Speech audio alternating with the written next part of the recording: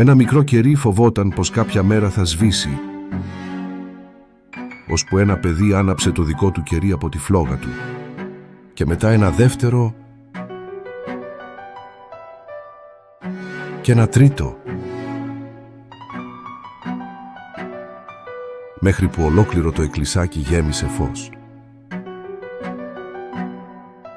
Τότε το μικρό κερί κατάλαβε κάτι.